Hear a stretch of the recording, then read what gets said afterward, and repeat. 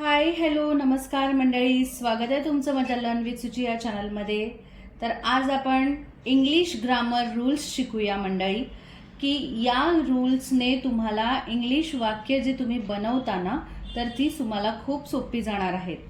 तर हे जे इंग्लिश रूल आहेत ना ते आपल्याला लक्षात ठेवायचे आहेत, जेणेकरून आपण वाक्य बोलताना किंवा वाक्य लिहिताना तयार करताना त्याच्यामध्ये आपल्याला हीच्या नंतर शीच्या नंतर देच्या नंतर आयच्या नंतर काय बरं वापरायचं व ते आपल्याला लक्षात येणार। ठीक आहे, तर मंडळी हा व्हिडिओ खूप महत्त्वाचा आहे, हे रूल्स महत्त्वाचे आहेत। तर तुम्ही हा व्हिडिओ शेवटपर्यंत बघा आणि काही डाऊट असेल तर मला नक्की कमेंट करून कळवा, आपण ते सॉल्व करूया। चला मंडळी सुरू करूया आजच्या इंग्लिश ग्रामर रूल्सना। Let's start with English grammar rules. So मंडळी, जेव्हा आय असतं की नाही तेव्हा आय सोबत नेहमी आपण एम वापरतो, हा रूल तर आपण पाहिलेलाच आहे। ठीक आहे, तर मंडळी आय नंतर एम येतं, आय नंतर डू येतो, आय नंतर हॅव येतं। ठीक आहे, तसंच यू नंतर आर येतो, यू नंतर डू येतो, यू नंतर हॅव येतो। सो कसं वाचणार? I am, I do, I have. वाक्य जर करायचं असेल तर I am a girl, I do work, I have a pen, right.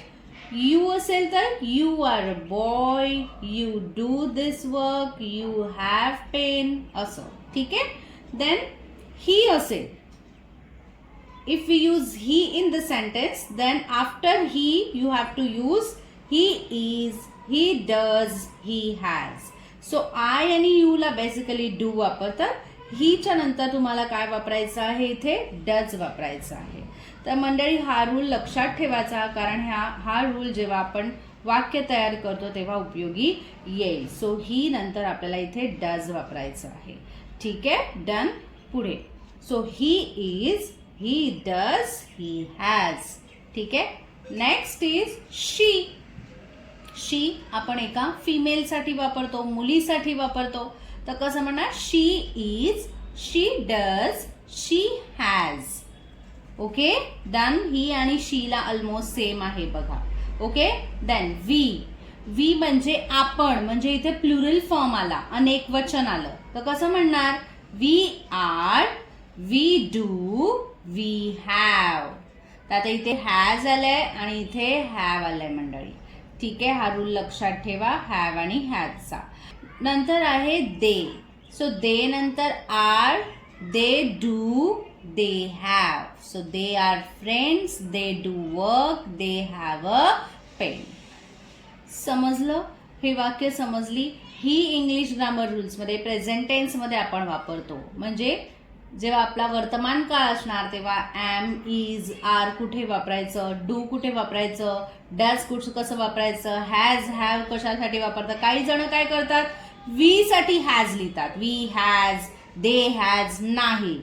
ही आणि शी साठी फक्त आपण हॅज वापरणार, वी आणि दे साठी आपल्याला हॅव वापरायचं आहे।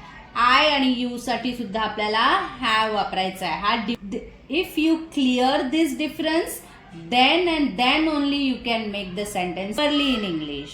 Okay, then ह्याची एक स्क्रीनशॉट काढून ठेवा किंवा एका वहीमध्ये लिहून ठेवा मंडळी।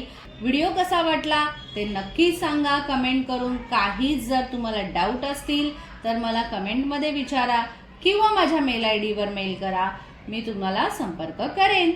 चला भेटूया नेक्स्ट व्हिडिओमध्ये मंडळी। Thank you so much, bye bye, see you.